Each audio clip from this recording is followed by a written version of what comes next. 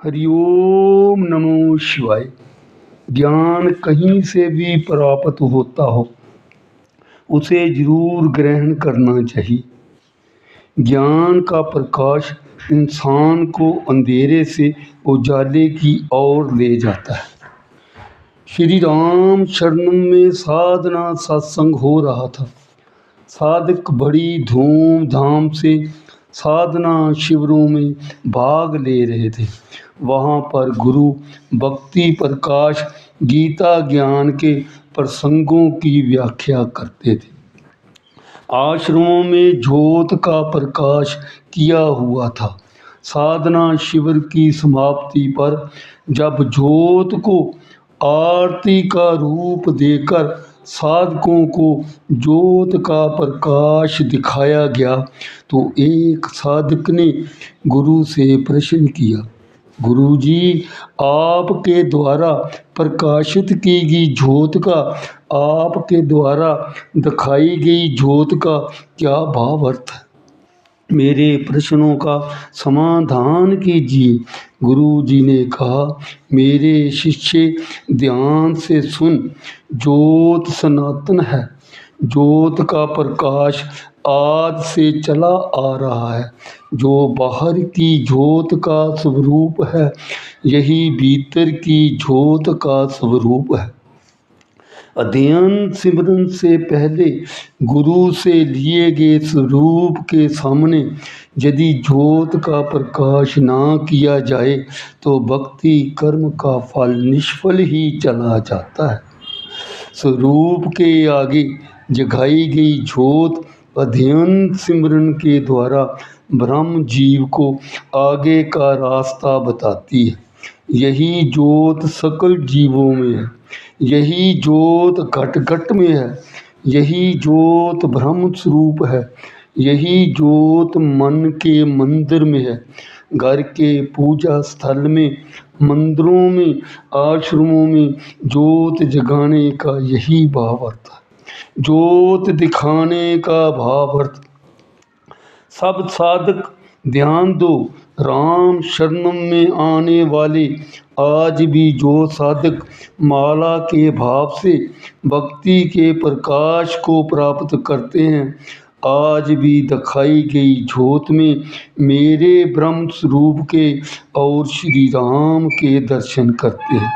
जब हम आश्रमों में ज्योत का प्रकाश करके साधक को माला जपने का टाइम देते हैं, जो साधक गुरु को अपने जीवन का सहारा समझकर साधना शिविरों में गुरु चरणों में हाजिरी लगवाते हैं, ऐसे साधक भक्ति की उत्तीर्ण अवस्था को प्राप्त, मृत्यु के बाद परम आनंद को प्राप्त होते हैं।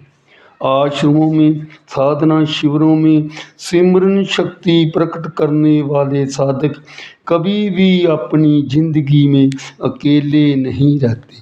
जब तक उनके शरीर में श्वास रहते हैं, श्री राम का प्रकाश साधक के रोम रोम में प्रकट रहता है। परम सत्य स्वरूप के द्वारा लिखी गई गुरु वाणी भी कहती है, जुग जुग का है राम सहेला, राम भक्त नहीं रहे अकेला। जिन साधकों का राम सहेला बन जाता है, ऐसे साधक जब मृत्यु के बाद जब जन्म को प्राप्त होते हैं तो मुख से रोने की आवाज नहीं निकालते। उनके मुख से पहला शब्द राम ही निकलता है। जैसे तुलसीदास ने जब जन्म लिया था, उनके मुख से पहला शब्द राम निकला था। जब गुरु ज्योत को आश्रमों में प्रचंड करते हैं, उनका अपना ब्रह्म प्रकाश भी ज्योत में होता है। आज भी जो साधक नंगे पांव चलकर श्रद्धा के भाव से आश्रमों में प्रवेश करते हैं, एक एक पग चलकर आए साधक एक अश्वमेध के जग के कर्म फल को प्राप्त करते हैं। आश्रमों में आरती का रूप देकर सब साधकों को दिखाई गई ज्योत का यही भावार्थ है। गुरुजी, मेरे और भी प्रश्न हैं। जो साधक नाम दीक्षा लेकर आश्रमों में या सत्संगों में प्रवेश नहीं करते, उनका ना आने से क्या होता है? ऐसे साधक गुरु ब्रह्म विद्या से वांछित रह जाते हैं, मृत्यु के समय अधूरापन महसूस करते हैं।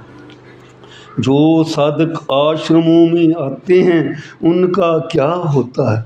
आज भी जो साधक नियमानुसार आश्रमों में आकर गुरु रूप को धारण करके गुरु अमृत वाणी के राम रस को पीते हैं, ऐसे साधकों का मन चेतन अवस्था में प्रकट होता हुआ राम रस में लीन हो जाता है। ऐसे साधक प्रभु श्री राम की अपार कृपा को प्राप्त करते हैं। गुरुजी, जो हम माया आश्रमों में देते हैं, क्या ये दान के रूप में आती है? नहीं मेरे शिष्य, ये दान के रूप में नहीं आती। ये आश्रमों की अर्थव्यवस्था बनाए रखने के लिए काम आती है। मेरे प्रिय शिष्य, दान इसे कहते हैं। एक संत था, प्रभु भक्ति में लीन रहता था। जब वो खाना बनाकर खाने लगता, एक कुतिया बच्चों के साथ आश्रमों में आ जाती। संत उस खाने को कुतिया को खिला देता। ये क्रम बहुत देर तक चलता रहा। मेरे प्रिय शिष्य, अपने पेट को भूखा रखकर किसी दूसरे का पेट भरना जीवन में सबसे उत्तम दान गिना जाता है। किसी लाचार व्यक्ति की निष्काम भाव से सेवा करना, पेट भर खाना देना, ये भी दान गिना जाता है। हर एक दान का अलग अलग कर्म फल है। गुरुजी, कौन सी अवधि को प्राप्त ब्रह्म जीव गुरु के रूप में आश्रमों में प्रवेश करता है? अनेकों जन्मों की भक्ति के बाद जब ब्रह्म प्रकाश को प्राप्त करता है, तो मृत्यु के बाद सचखंड की ये परम पवित्र आत्माएं गुरु के रूप में मात लोक के आश्रमों में सत्संगों में प्रवेश करती हैं। उनका शरीर छोड़ने के बाद ही उनके गुणों का वर्णन किया जाता है। जब गुरु जीवित होते हैं, हम उनके ब्रह्म स्वरूप को पहचान नहीं पाते। हमारी दृष्टि बाहर के रूप को देखती है, हमारे भीतर इतनी ब्रह्म शक्ति नहीं होती हम उनके भीतर के रूप को पहचान सकें। जब शरीर छोड़कर चले जाते हैं, तब हम उनके गुणों का वर्णन करके याद करते हैं। गुरु जी, क्या आश्रमों में स्थापित की गुरु की मूर्ति से भी प्रकाश, ब्रह्म प्रकाश को देखा जा सकता है? हाँ, देखा जा सकता है। आज भी जब हम आश्रमों में जाते हैं, जब हम गुरु की मूर्ति की तरफ देखते हैं, तो हमारी आंखों में गुरु के प्रति बना भाव ही गुरु की मूर्ति में प्रकट होता है। गुरु के हंसते हुए चेहरे पर गुरु ब्रह्म प्रकाश को देखा जा सकता है। देखना तो ये है कि आपकी दृष्टि गुरु मूर्ति को किस भाव से निहारती है।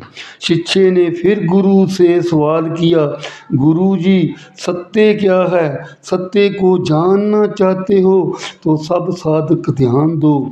हम सब प्राणी त्रिगुणी माया के अधीन हैं।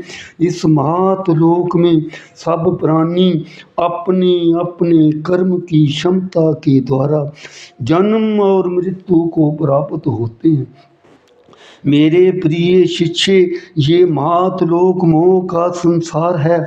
हम सब प्राणी आशा तृष्णा के जाल में फंसे इस मात लोक में भटकते रहते हैं। ये शरीर भी नश्वर है, माया भी नश्वर है।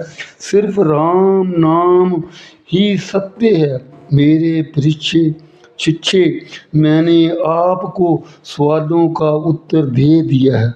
अब मैं आपको अपनी जिंदगी का एक परम रहस्य बताता हूँ। नाम दीक्षा लेकर आश्रमों में आने वाले साधकों, यदि आपकी भक्ति के प्रकाश को पाना चाहते हो, पारिवारिक सुख समृद्धि को पाना चाहते हो, तो अपनी जिंदगी में किसी का बुरा मत सोचें, किसी से धोखा मत करें। यही जिंदगी जीना है। अच्छे ढंग से जिएं। अपनी जिंदगी में कचरा मत इकट्ठा करें। यही कचरा आपके नाश का कारण बनेगा। शांत में ढंग से अपनी जिंदगी जिएं। गुरु की माला फेरना मत भूलें। यही माला, यही राम कृपा आपको मृत्यु के वक्त शरीर की मौत की मंजिलों को पार करा दे। मेरे प्रिय साधकों, सुबह उठकर अपने स्वरूप के सामने हाथ जोड़कर यही मांगें, हे मेरे राम, मैं अपनी जिंदगी आपका नाम जपते हुए अपने प्राणों का त्याग करूं। इतनी कृपा पारो, यही मुक्ति का साधन है।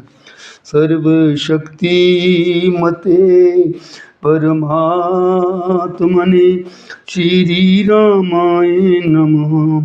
सर्वशक्ति मते परमात्मने श्री रामाय नमः। सर्वशक्ति मते परमात्मने श्री रामाय नमः। हो गया। हरिओम नमो शिवाय। ज्ञान कहीं से भी प्राप्त होता हो, उसे जरूर ग्रहण करना चाहिए। ज्ञान का प्रकाश इंसान को अंधेरे से उजाले की ओर ले जाता है।